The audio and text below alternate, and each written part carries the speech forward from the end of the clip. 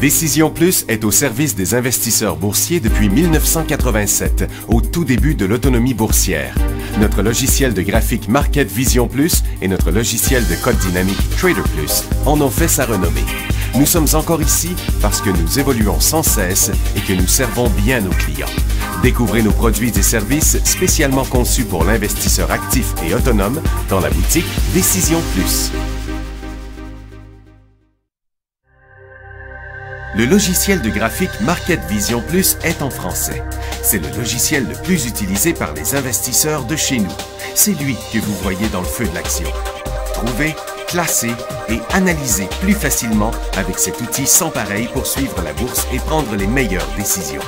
Gardez vos titres à l'œil avec Market Vision Plus. Consultez la boutique Décision Plus pour en faire l'essai pendant 10 jours sans aucun frais, c'est garanti. Laissez-nous vous guider pour analyser la bourse et prendre vos décisions. Les analystes de Guru.tv feront tout le travail pour vous. De minute en minute, nous classons les titres selon leur situation technique. Nous révélons les signaux d'achat et de vente. Nous publions des recherches poussées et nous prodiguons des conseils en temps réel. Ça commence avant l'ouverture et ça se poursuit jusqu'à la fermeture des bourses. Profitez de chaque cycle boursier avec Guru.tv. Trader Plus, l'instrument du day trader. 50 codes qui clignotent en même temps. Autant de listes que vous voulez. Graphiques à la seconde. De 3 à 30 graphiques. Des alarmes à volonté. Des listes de codes préparées. Des modèles graphiques préparés. Prêts à faire feu. Achetez, vendez avec Trader Plus.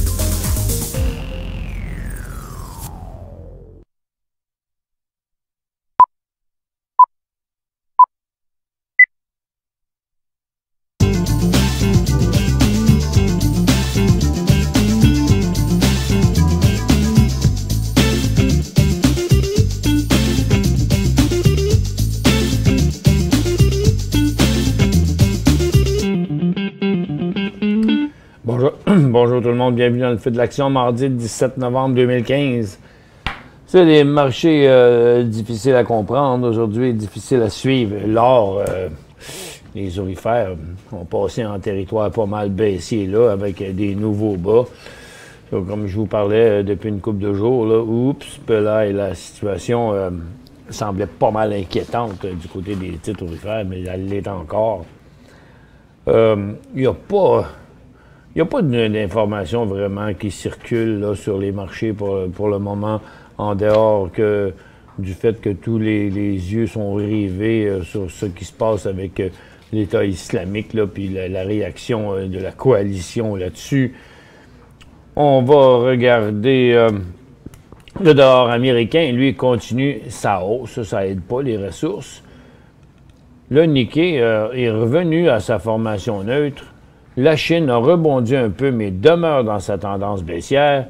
C'est le marché de Londres qui a fait un fort rebond. Puis pourtant, la seule nouvelle qu'on a sur le marché européen, c'est que plusieurs pays, Italie, Autriche, France, Espagne, de la zone euro, sont à risque de ne pas respecter les règles de budget. Bon, pas positif, ça. On a quelques résultats financiers assez banals. Cheat Mobile, qui ont eu 21 cents. Le titre a juste rebondi un petit peu. René Sola, il attendait moins 1, 2, ils ont eu plus 8. Bon, il y a deux titres dans le solaire qui ont rebondi ce matin. C'est René Sola puis JA Solar qui ont fait la même chose. Les deux titres, je vais les mettre ensemble, vous allez voir. Les deux comportements techniques sont pas mal pareils. Comme vous voyez, ils se ressemblent comme deux petits frères. Et ensuite de ça, il y a eu Home Depot qui est remonté à sa résistance sur ses résultats financiers de 4 cents meilleurs, 1,32 à 1,36 avec 6 % d'augmentation des revenus.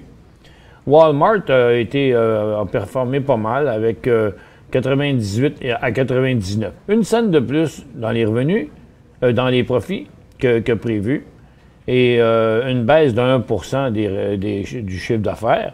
Pourtant, le titre, lui, paraît être en feu. Puis encore là, il a redécollé encore à 10h30, ce qui a l'air être, en fin de compte, un mouvement qui suit le marché.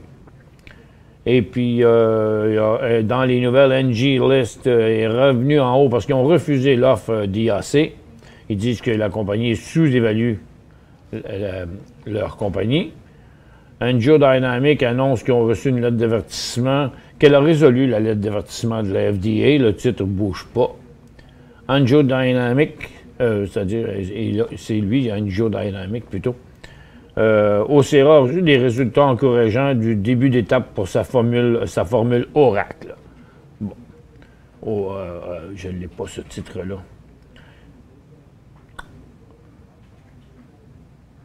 C'est OCRX. En fait, c'est parce que j'ai pas le bon nom. C'est le nom qui n'est pas bon. OK. En fin de compte, elle s'appelle Ocera maintenant. Elle a été assez volatile ce matin, le titre, mais il est revenu à presque rien.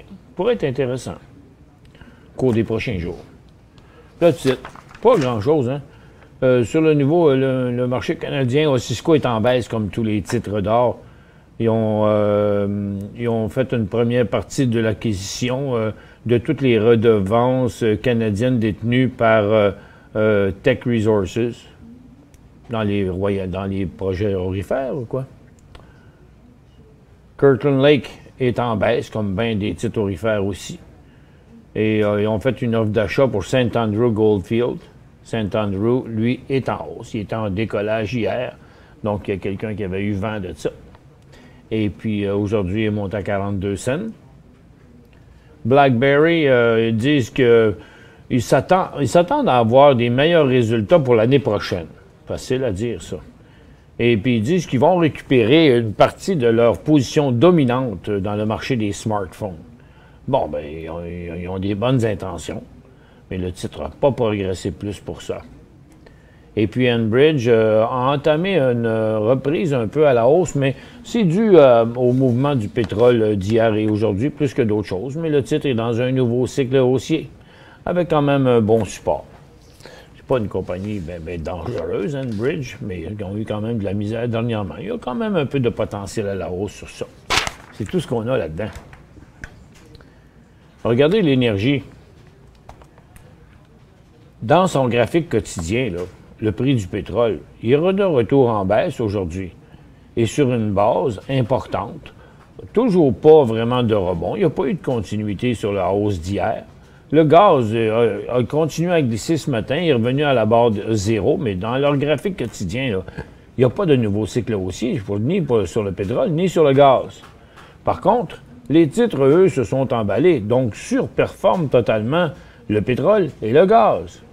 Et là, sont rendus à leur ligne de tendance. Donc, moi, j'ai bien de la difficulté à croire que ce mouvement-là va continuer. D'ailleurs, ça se fait sur des petits volumes. Donc, je ne pense pas que c'est à propos d'augmenter nos positions du côté du pétrole, puisque le gaz et le pétrole demeurent en baisse. Donc, les titres pétroliers surperforment totalement, donc ça pourrait revirer de bord incessamment. Du côté des aurifères, bien là, c'est moins beau, par exemple, parce que, regardez, c'est ce que je redoutais est arrivé. Le prix de l'or a chuté sur un nouveau niveau à 1073 $, en baisse de 9,70 aujourd'hui. Et ce qui a eu pour effet de faire chuter les titres de pétrole qui sont rendus à leur niveau de support le plus important.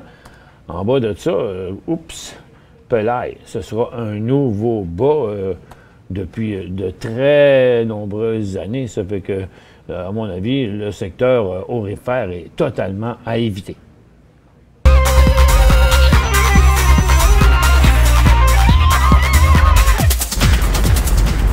Donc, le dollar américain continue à monter, ça n'aide pas les ressources. Les ressources restent faibles. Ce matin, les mines, après ma barre, ont chuté, puis sans trop savoir pour quelle raison, ont remonté, mais là, ils plafonnent, puis je pense qu'ils vont redescendre. Mais tout ce mouvement-là que l'on voit ici, je vais l'encercler, le mouvement d'aujourd'hui, ce mouvement-là, c'est ça, là-dedans. C'est pas gros, là, dans le graphique quotidien. C'est le mouvement de la journée est confiné là-dedans, là. Ce gros mouvement-là en gros plan. Dans le fond, il s'en va nulle part. Le secteur minier à mon avis, c'est trop risqué de prendre position là, tant et aussi longtemps qu'on n'aura pas vu au moins l'indice minier toucher la barre des 375. Parce que ça reste pas mal proche, je trouve, d'un nouveau décrochage qui serait en même temps, là aussi, un nouveau bas pour les 5 dernières années, autant que l'or. Fait que c'est pas winner. Le pétrole, je pense que ça va revenir encore en baisse, comme je vous disais tantôt. Ça, c'est USO là, pour la journée. En pré-séance, il descendait, c'est remonté un peu, mais depuis l'ouverture des marchés, on est rendu à 3 sommets négatifs. Et puis là, il est encore à la baisse. Donc, je ne pense pas qu'on doit croire à ce mouvement-là. Et je pense bien que les pétrolières, tôt ou tard, vont venir ici avant la fin de la journée. Donc, le rebond d'hier, c'était pas mal exagéré, je pense, là, en quelque part. Ça a l'air plutôt d'une trappe, d'une attrape-nigo, cette affaire-là. Surtout que ça se fait sur des volumes en diminution et non pas des volumes en augmentation. Donc, côté des ressources, c'est pas fort. Et puis, c'est quoi d'autre qui fait bouger le marché? Bon, on a eu un petit peu de consommation discrétionnaire. Les télécoms, ça a bien rebondi solide hier, mais comme on sait, les télécoms, ça agit un peu comme secteur défensif depuis un bout de temps.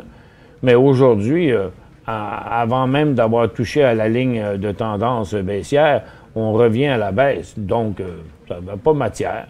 Les services financiers, je pense qu'ils ont atteint le bout de l'élastique aussi, puisque ça a remonté, mais c'est une remontée normale dans une tendance baissière. Ça pourrait très bien revenir à la baisse.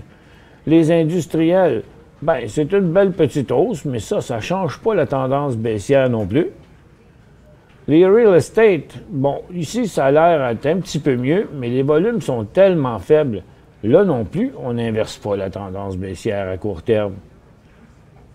Les services aux collectivités, non plus, n'inversent pas leur tendance baissière. Donc, tout ça a les apparences d'un rebond. Le seul secteur qui a changé de tendance, c'est le secteur des biotechnologies. La consommation de base, on voit le même scénario. Donc, ça a été un fort rebond, mais c'est pas un rebond, à mon avis, qui est crédible. Ça a l'air d'un sauvetage plus que d'autres choses. En tout cas, c'était pas la majorité des institutions qui sont embarquées là-dedans parce que tous ces mouvements-là se sont faits sur des faibles volumes. Même la technologie, comme vous le voyez, ce sont des volumes qui diminuent, en réalité. Donc, quelle crédibilité peut-on apporter à ce mouvement-là? Les matériaux ont rechuté encore là, depuis 11 heures à cause des aurifères. Alors, vous voyez que l'or, ça chute, encore une fois. Donc, il n'y a pas d'acheteurs dans le secteur aurifère. Vous voyez, l'or descend depuis l'ouverture. Ce matin, le prix de l'or ne cesse de descendre. Le prix des aurifères ne cesse de descendre aussi, même accéléré ici, là. Donc, en quelque part, là, c'est surtout des vendeurs mur à mur qu'on a là-dedans. Puis, les titres d'énergie qui sont remontés après la chute de ce matin, bien, c'est pas grâce à USO, puisque le pétrole est en train de revenir encore sur sa base de ce matin. Puis c'est seulement une hausse temporaire du prix du gaz qui a créé ça. Moi, je pense que c'est une tentative désespérée de sauver la situation dans le secteur énergie, parce que le pétrole et le gaz restent en baisse. Je pense que les titres d'énergie vont finalement revenir à la baisse. À moins que ça se mette à s'envenimer encore du côté de l'État islamique, puis que, bon, ça provoque un peu une effervescence sur le prix de l'or. Les télécoms sont en train de revirer de bord, ce que je vois là présentement sur mon tableau. Donc, vous voyez la hausse d'hier qui s'est mise à plafonner. Oups, semble que ça va revenir. Donc, j'ai l'impression que toute cette hausse-là du marché n'aura été qu'une hausse temporaire, malgré le 100 points qu'on a encore aujourd'hui sur le marché américain. J'ai quatre questions à répondre. On va vous ouvrir la barre de questions pendant la pause, là. Pour l'instant, je vais vous répondre à ça. HXD ici de Bear qui dit HXD à 5,2. HXD qui bouge selon le TX60. Vous avez acheté ça à 5,2, moitié vendu à 5,24. Puis là, vous dites quoi faire maintenant? Bien, vous voyez, c'est revenu à 5,25. Et je vais vous le mettre en 15 minutes, ça va être plus clair la situation. Donc, vous voyez, là maintenant, on est revenu à une zone de support important. Je pense qu'on est rendu au bout de l'élastique dans le TSX. Il pourrait revenir à la baisse, donc lui, il pourrait revenir à la hausse. Mais de toute évidence, n'allez pas jusqu'à votre prix payé. Vous pourriez mettre ça genre 5,20 avec un stop sur la balance de votre position. Pour joindre Michel Carignan et son équipe par courriel, écrivez à michelcarignan@decisionplus.com. 5 bonnes raisons de gérer vos investissements avec Banque Nationale Courtage Direct. Des frais de commission fixes à 9,95 en tout temps pour tous les clients et à partir de seulement 6,95 si vous êtes un investisseur actif. Aucun frais d'administration annuel si vous détenez plus de 20 000 $ dans vos comptes. La possibilité d'ouvrir des comptes enregistrés en devise américaine. Des outils performants afin de faciliter vos prises de décision. Un service à la clientèle primé et un niveau de satisfaction parmi les plus élevés de l'industrie. Pour en savoir plus, visitez le bncd.ca ou appelez-nous dès maintenant. Décision Plus est au service des investisseurs boursiers depuis 1987, au tout début de l'autonomie boursière. Notre logiciel de graphique Market Vision Plus et notre logiciel de code dynamique Trader Plus en ont fait sa renommée. Nous sommes encore ici parce que nous évoluons sans cesse et que nous servons bien nos clients. Découvrez nos produits et services spécialement conçus pour l'investisseur actif et autonome dans la boutique Décision Plus.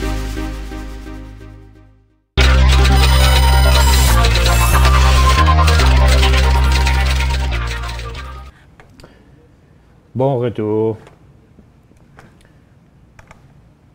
Bon, ici, on arrive à Orbit. La prochaine question de Claude, qui a acheté 20 000 Orbit à 26 cents, c'est-à-dire ici. Donc là, à 26 cents, que faire? Bien, vous êtes en bonne situation. Pour l'instant, son dernier creux est à 40 cents. Puis là, ben, depuis qu'il a atteint ce creux-là, qui est reparti à la hausse, vous voyez, sa tendance maintenant est dans cet angle-là. Donc, pour le moment, vous conservez ça. Vous avez en masse de marge de manœuvre. Donc, le point d'inversement de la tendance sera, dans le pire des cas, là, regardez, on va aller un peu dans le temps en avant. Dans le pire des cas, le titre pourrait faire ça, pourrait faire ça, pourrait faire ça, pourrait faire ça. N'importe quoi qu'il fera par en haut confirmera toujours le support de 40 cents. Mais si à un moment donné, il revient par ici, cette tendance-là sera inversée. Il aura préalablement traversé la ligne de tendance, puis après ça, son dernier support.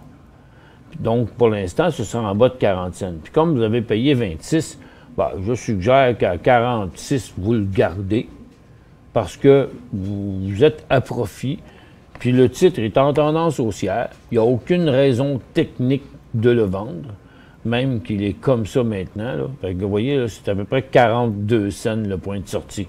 Donc, je mettrais un stop à 40 cents, puis je le laisserai aller pour l'instant.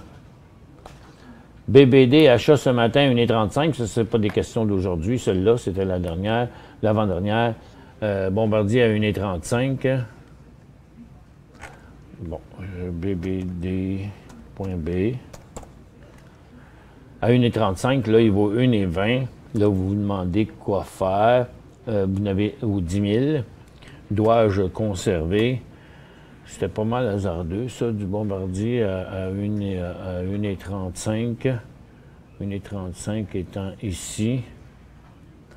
Donc, la seule place que vous avez acheté ça, quand vous dites ce matin, que c'était sûrement pas là, parce que ça, c'était en septembre. Ce matin, dernièrement, ça peut être le 11 ou le 12. Pendant que le titre descendait, c'était pas vraiment une bonne idée. Je pense que vous l'avez acheté à 1,35 le 11 ou le 12 novembre. Et puis là, ben, il est en chute. Bon, de toute évidence, à 1,10, il va se stabiliser. Est-ce que là, vous devriez prendre une perte? Je crois qu'il va se stabiliser à ce prix-là. Après, vous pourriez bien remonter dans votre argent. Je pense que son bas pas de tous les temps, mais pas loin. Ben, 1,11, oui, hein? Je pense que c'est pas mal son bas de tous les temps. Bon, il y a des chances de rebondir à partir d'ici, là. Il y a sûrement quelqu'un qui va essayer de sauver la situation à ce niveau-là. Pour l'instant, le titre, quand vous l'avez acheté, l'idée, c'est que c'est quand vous l'avez acheté que votre transaction n'était pas vraiment bonne. Parce que 1,35, là, c'est ici. OK? Ça fait que quand vous l'avez acheté, là, il descendait ou il descendait. Là, les deux fois, là, il était en descente tout le temps. Fait que, au pire, vous auriez dû le flusher comme à 1,28, là, quelque chose de même, 1,28, 1,32. Mais là, maintenant, il est rendu en bas. Est-ce qu'il va se stabiliser ici? Je croirais bien, mais c'est difficile de vous dire quoi faire, là, parce qu'il y a des bonnes chances de faire au moins une petite remontée pour vous ramener à votre prix payé. 10 000, là, vous perdez 1 500 $ dans le moment. 3 000 à 1,45 GP, TST. Là, il est vraiment à 45, il vaut 80 le titre. Il est dans une très belle situation technique. Il est monté avec des gros volumes, montrant une grosse vague d'acheteurs. Il y avait un support ici, maintenant il y a un support ici. Tiens, je vous le montre comme ça. Donc, tant et aussi longtemps qu'il ne passe pas les 75 cents à la baisse, là, comme 73, là, il n'est pas inquiétant. Puis vous avez payé 45, donc moi, j'irais jusqu'à dire, mettez un stop à 65. Donc, vous êtes quand même assez loin de ça. Il n'y a pas tant de risque de vous faire accrocher. Ça fait que je pense que attendez qu'ils repartent, parce qu'à 88, 90, il y aurait un nouveau signal d'achat là-dessus. À ce moment-là, vous montrez votre stop à 75. Donc, mettez-le à 65 pour tout de suite, puis quand le titre repartira par en haut, montez votre stop à 75. Puis peut-être achetez-en d'autres un peu à 80, à 90. SYF, ça, c'est une compagnie qui a été scindée par GE, ça, que Maxime me disait tantôt. Pour l'instant, il y a eu des gros volumes de vente ici. Puis aujourd'hui, il a rebondi sur un volume positif. Donc, je crois que, disons que son signal de vente serait en dessous de 30 $, comme 29,5. Ce ne serait pas une bonne idée de rester dedans parce qu'à ce niveau-là, on s'aperçoit bien qu'il y a un support important. C'est comme la limite à la baisse, ce serait 29 $ pour ce titre-là. Tiens, Moufette, un beau petit nom. Elle, Toronto, un achat, bien, elle, c'est l'Obla. De là à l'acheter, je ne sais pas, parce que, oui, il est dans une tendance haussière, mais le titre est très, très haut. Oui, ça cloche ça. C'est le résultat financier demain. Métro aussi, demain, pour l'Obla. Pour l'instant, je ne le vois pas comme un achat extraordinaire. Ce ne sera pas un très mauvais trade, mais il y aura un signal de vente à 65 $. OK? Là, il est à 69. Il y a quand même des chances de remonter à 72, mais c'est les résultats financiers demain. Donc, vous savez, les résultats financiers proches, s'ils sont bons, ça va monter encore. S'ils sont pas bons, ils pourraient retomber. Est-ce que c'est un peu du gambling dans ce cas ici. HGD, un go, ben c'était un go, là. Puis ça le serait aussi d'après l'indice parce que ici, il est en le HGD fait un nouveau cycle haussier parce que TTGD, parce que GLD et TTGD font des mouvements à la baisse, là. Donc, HGD, ça monte quand TTGD descend. Puis là, pour l'instant, tout indique que l'or est parti en vrille par en bas.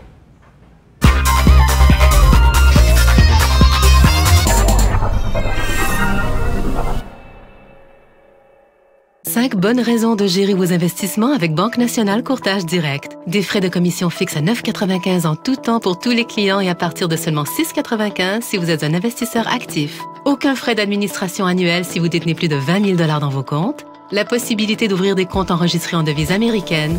Des outils performants afin de faciliter vos prises de décision. Un service à la clientèle primé et un niveau de satisfaction parmi les plus élevés de l'industrie. Pour en savoir plus, visitez le bncd.ca ou appelez-nous dès maintenant. Laissez-nous vous guider pour analyser la bourse et prendre vos décisions. Les analystes de Guru.tv feront tout le travail pour vous. De minute en minute, nous classons les titres selon leur situation technique. Nous révélons les signaux d'achat et de vente. Nous publions des recherches poussées et nous prodiguons des conseils en temps réel. Ça commence avant l'ouverture et ça se poursuit jusqu'à la fermeture des bourses. Profitez de chaque cycle boursier avec Guru.tv.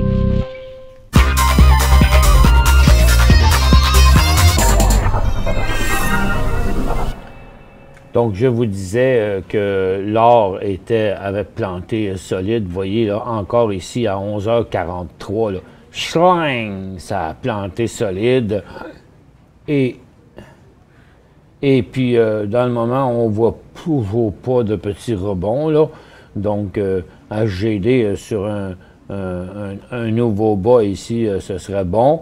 Par contre, attention, parce qu'on pourrait faire des fois, après une bonne grosse baisse de même, il arrive un rebond là, qui ne sera pas nécessairement un bon point d'entrée parce que ça va être une reprise là, mais il faudrait peut-être checker, s'assurer qu'il ne va pas partir par en haut parce que momentanément, on pourrait l'accrocher à meilleur prix, HGD. Mais les titres, il y en arrache aujourd'hui dans les aurifères.